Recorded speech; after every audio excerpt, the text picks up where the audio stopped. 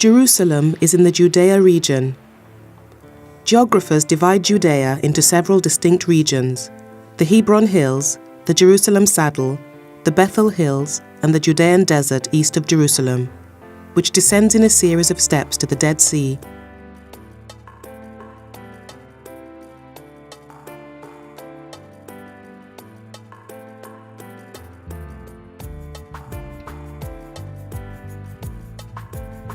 Jerusalem is a city of mountains and valleys, which greatly contributed to its history.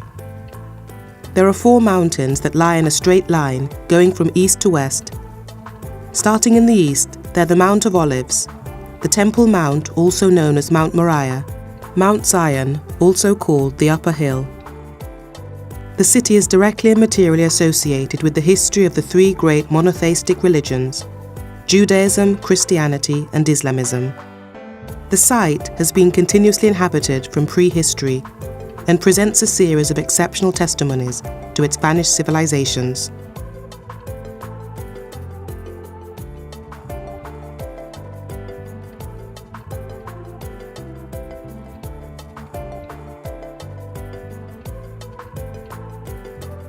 A mountainous walled city with a 5,000-year history, Jerusalem is a major site of pilgrimage for all 3 religions. For Jews, Jerusalem is the site of the temple, now in ruins except for the western wall. For Christians, it's the site of Christ's death and resurrection.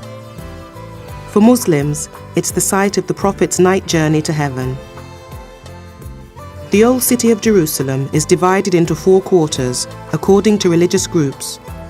Located in the southwest corner of the old city, the Armenian Quarter is the center of national, religious, and cultural life of Jerusalem's Armenian Orthodox residents. The towering surrounding walls of the old city, an impressive union of medieval and Middle Eastern architectural features, are among Jerusalem's most striking features. The walls were commissioned by Ottoman Sultan Suleiman the Magnificent, who invested heavily in the development of Jerusalem during the 16th century. The walls roughly followed the outline of the ramparts surrounding ancient Roman Jerusalem.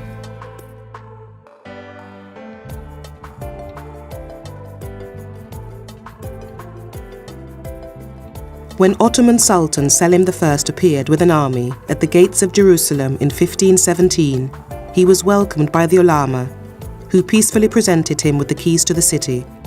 The fortunes of the Ottoman Empire, motivated and sustained by Islamic values, had ebbed and flowed since Osman, at the end of the 13th century, became the leader of a group that evolved to become the Ottoman Turks. The Tower of David is Jerusalem's citadel, located near Jaffa Gate on the western side of the old city wall. Under the domination of the Ottoman Turks, the citadel was repaired during the Ottoman rule and served as a garrison. A round mosque tower was added high above the walls, giving it its current state. This mosque tower and the entire complex was nicknamed the Tower of David, named after the city's founder king.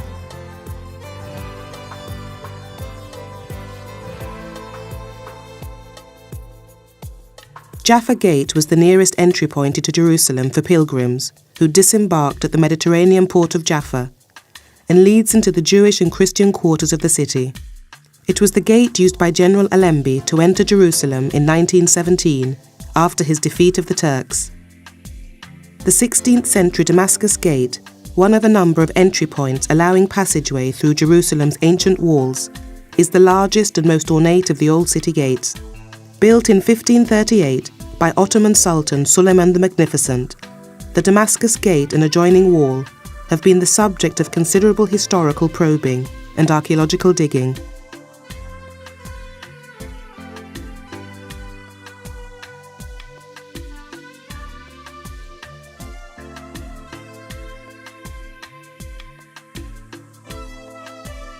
Pilgrims who wrongly thought this gate led to Herod's palace gave it his name.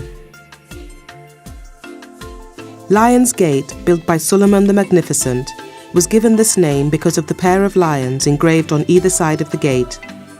It's also known as St. Stephen's Gate. It allows entry into Jerusalem from the east, next to Temple Mount, close to the Via Dolorosa.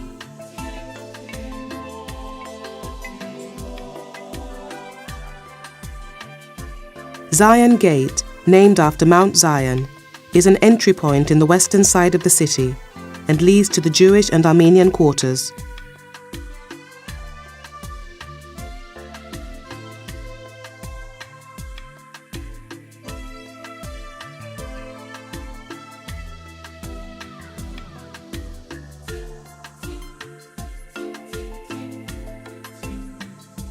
The Via Dolorosa, the road Jesus walked from the place of Pontius Pilate's sentencing to Golgotha, means Way of Sorrows. Many picture this last road as a pastoral quiet scene, a path winding its way up a mountain to where crosses stand starkly against the sky. Walking the real street in Old Jerusalem means putting aside these images and replacing them with other more meaningful ones that bring the visitor closer to moments they'll always hold precious. For as long as Christians have been coming to the Holy City, they've walked the last path of Jesus. As time went on, the sacred stories became sacred landmarks, the Stations of the Cross. There are 14 stations. The 5th station refers to the biblical episode in which Simon of Cyrene takes Jesus' cross and carries it for him. This is located on the corner where the Via Dolorosa turns west off Alawad Road and begins to narrow as it goes uphill.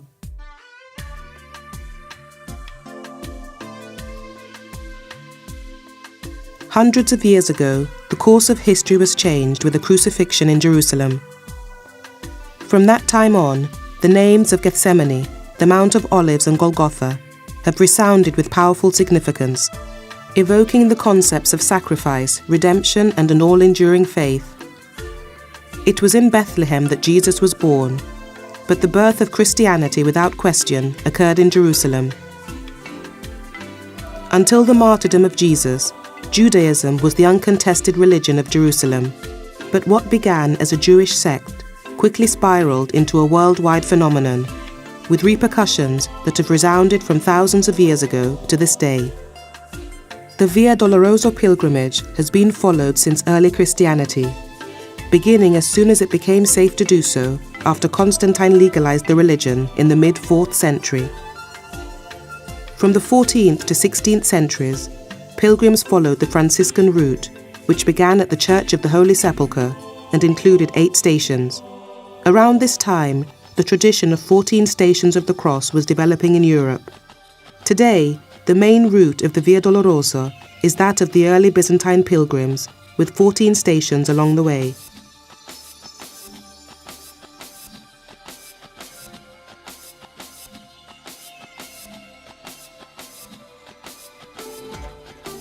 The Church of the Holy Sepulchre stands on a site that's believed to encompass both Golgotha or Calvary, where Jesus was crucified, and the sepulchre where he was buried. The Church of the Holy Sepulchre has been an important pilgrimage destination since the 4th century. The holiest site in Christendom stands at the end of the Via Dolorosa and contains the final Stations of the Cross. Today's Church of the Holy Sepulchre stands in the place where a temple dedicated to Aphrodite used to stand. This temple was built during the time of the Roman Empire. The building of the temple actually preserved the exact location of Jesus' burial site.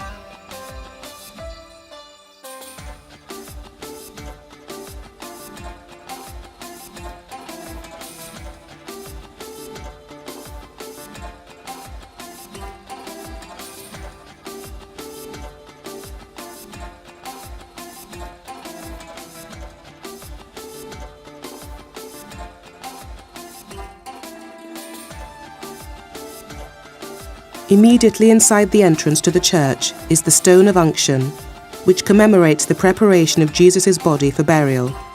This limestone slab dates from 1808, when the prior 12th century slab was destroyed. Ownership of this site has varied over the centuries, but it now belongs to the 4 main sects. The opulent lamps that hang over the stone slab are contributed by Armenians, Copts, Greeks and Latins. Behind the stone, a mosaic depicting Christ's anointing for burial decorates the outer wall of the Catholicon. The Church of the Holy Sepulchre was built by Constantine I the Great during the 4th century after he became Christian and made Christianity the official religion of the Roman Empire. In 326, Constantine I sent his mother Helena to seek the crucifixion location in Jerusalem.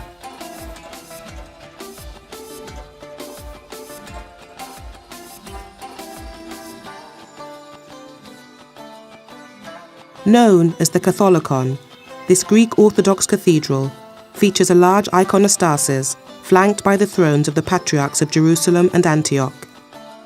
Above is a colourful cupola. Directly opposite the entrance to the sepulchre is the large nave of the church, which has been enclosed by a wall on all sides. The complex of the Holy Sepulchre, as we see it now, is the result of numerous restorations, alternations and additions. It's an enormous and intricate structure that houses different Christian sects. The round area of the church, known as the Rotunda or Anastasis, preserves the location and shape and a few original columns of Constantine's 4th century Church of the Resurrection, built on the site of Christ's tomb.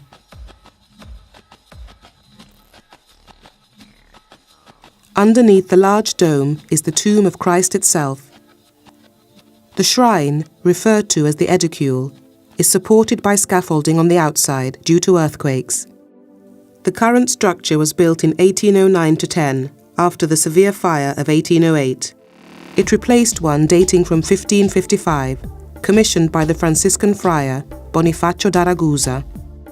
The Armenians, Latins and Greeks serve liturgy daily inside the Holy Sepulchre. It's also used for the Holy Saturday ceremony of the Holy Fire, which is celebrated by the Greek Orthodox Patriarch himself. The builders went on to carve away the mountain of rock that surrounded the tomb, leaving only the freestanding rock-hewn tomb chamber. Over this was built an edicule, a little house, which consisted of 2 parts: a 4-columned porch over the forecourt, and a 5-columned octagonal marble structure surrounding the tomb chamber.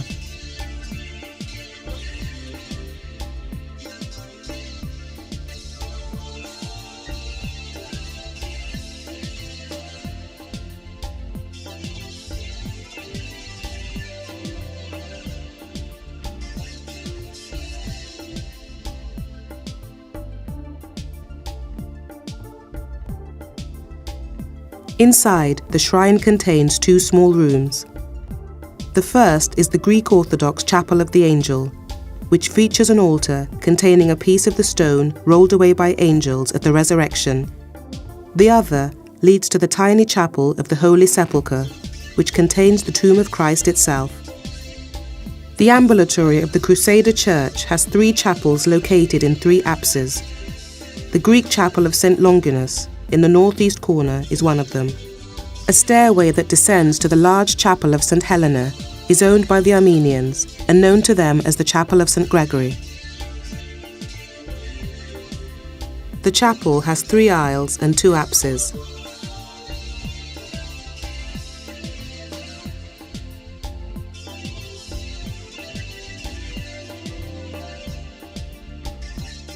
Byzantine, medieval, Crusader and modern elements mix in an odd mishmash of styles, and each governing Christian community has decorated its shrines in its own distinctive way.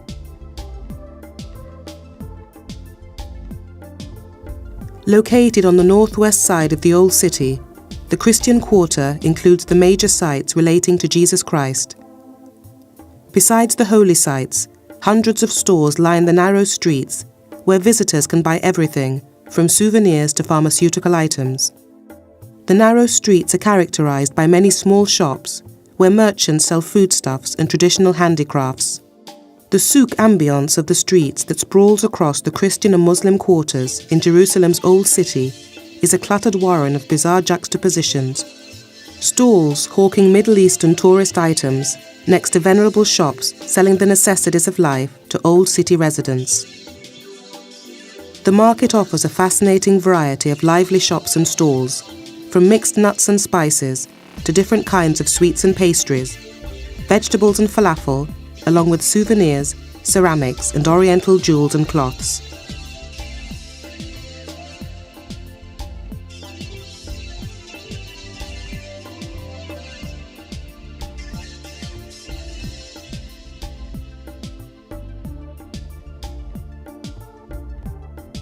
The Western Wall is the holiest of Jewish sites, sacred because it's a remnant of the Herodian retaining wall that once enclosed and supported the Second Temple. It became the most sacred spot in Jewish religious and national consciousness and tradition by virtue of its proximity to the Western Wall of the Holy of Holies in the Temple.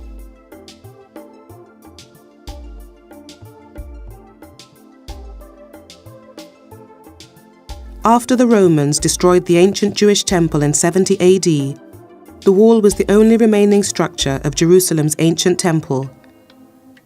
Until the Byzantine period, Jews were banned from coming to Jerusalem. Later, they were allowed to visit only once a year, on the anniversary of the temple's destruction.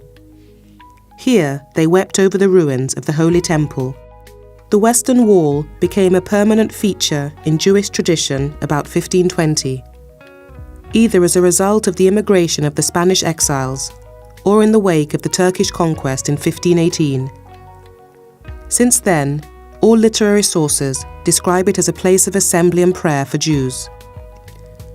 According to a tradition transmitted by Moses Hafiz, it was the Sultan Suleiman, the conqueror of Jerusalem, who recovered the wall from underneath the dung heap which was hiding it, and granted permission to the Jews to hold prayers there. The nearby area became Muslim religious property at the end of the 12th century, and from 1320 there's mention of the Moghrabi quarter established there. With the expansion of the Jewish population in the land of Israel from the beginning of the 19th century onward, and with the increase in visitors, the popularity of the Western Wall grew among Jews. Travelers over the centuries used to marvel at the immense dimensions of the lower stones and believed they were part of Solomon's temple. They have an average height of 1 meter and length of 3 meters, but some are as long as 12 meters, weighing over 100 tons. They were probably quarried at the cave of Zedkiah near the Damascus Gate.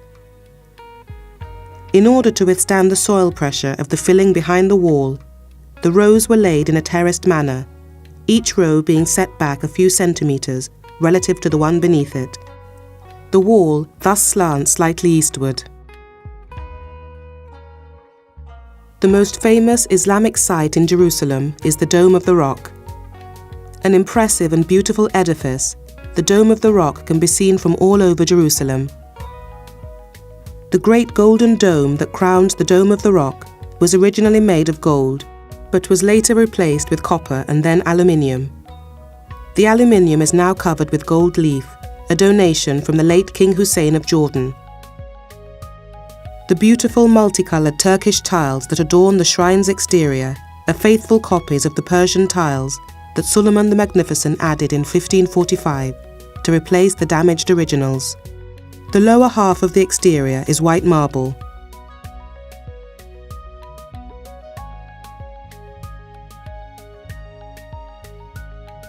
Inside the shrine, an arched wall called the octagonal arcade or inner octagon follows the exterior shape.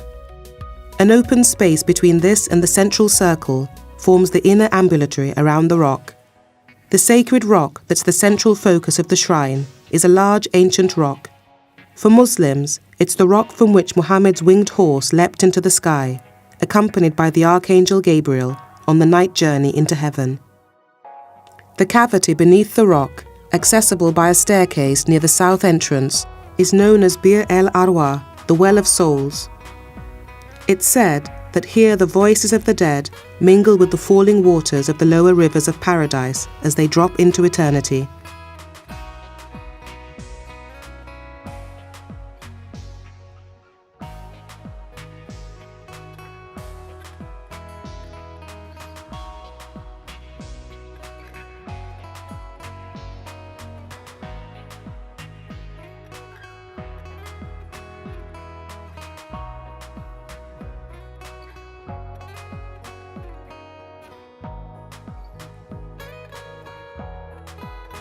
The Dome of the Rock is built approximately in the center of the Haram on an additional platform. Al-Haram al-Sharif is an enormous open-air platform of artificial construction that houses the congregational mosque of Al-Aqsa, numerous memorial buildings and fountains, and is surrounded by many madrasas. The location of the Dome of the Rock connects it with a long tradition of two other monotheistic religions in Jerusalem, Judaism and Christianity. The place is not only the place where the second Jewish temple was built, but is also associated with the first Jewish temple of Solomon. In addition, the rock was considered to be the place where Abraham was prepared to sacrifice his beloved son Isaac. The Haram al-Sharif is a complex site with intricate relationships between its various architectural components and the city at large. This complexity is further complicated by the inherited traditions and meanings from the pre-Islamic Judeo-Christian periods. The site was abandoned from 70 AD during the Christian era up until the Islamic conquest. During the Mamluk period in Jerusalem, over a period of 3 centuries, the cultural centrality of the Haram was emphasized by placing almost all building activity in its immediate vicinity or on the streets leading to its gates. Bab al-Silsileh Road is one of the only 3 gates through which entry of non-Muslim visitors into the Haram al-Sharif compound is permitted. The monumental gate, Bab al-Katanin, leads to the splendid street market of Souk al-Katanin, Market of the Cotton Merchants.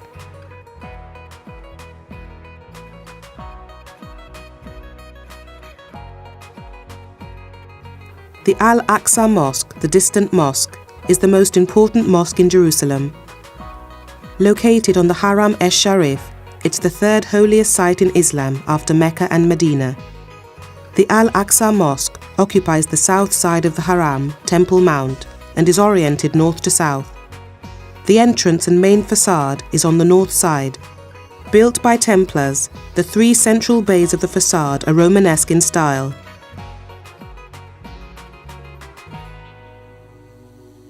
The interior of the Al-Aqsa Mosque, with 7 aisles, dates mostly from the 20th century.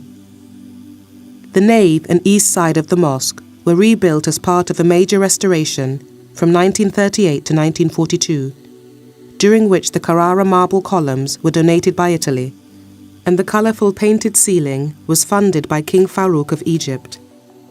The contemporary Congregational Mosque of Al-Aqsa is a result of different stages of construction and renovations.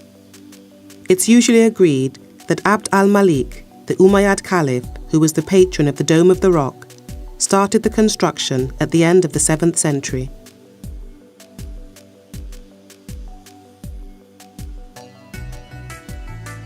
The minbar is situated to the right of the mihrab and consists of a raised platform reached by a set of steps.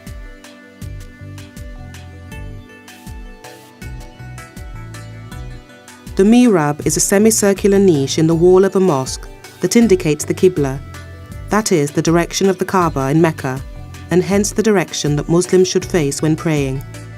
The covered area of Al-Aqsa Mosque is a very simple but large and imposing rectangular structure. It has an area of 3,500 square meters and holds up to 5,000 Muslims at prayer at one time.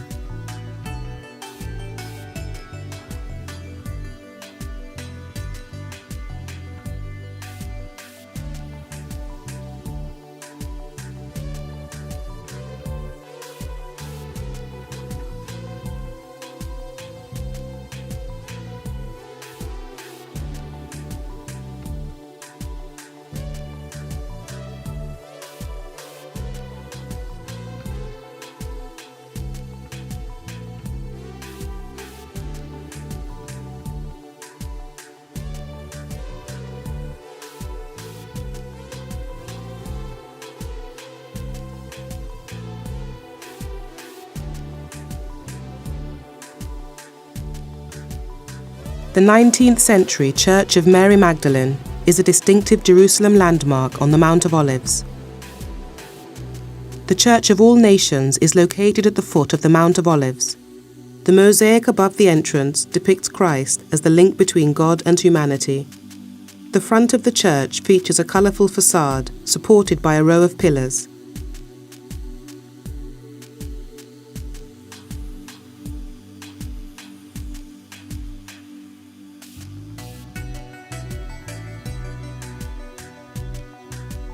At the base of the Mount of Olives in Jerusalem is a Crusader church said to mark the tomb of the Virgin Mary, the mother of Jesus. Centered around a quarried-out tomb that may well date from the 1st century, the upper church is little more than a portal dating to 1130 and pointed arch supported on 8 marble columns. Traditions about Mary's burial in this area of Jerusalem may be as old as the 2nd or 3rd century.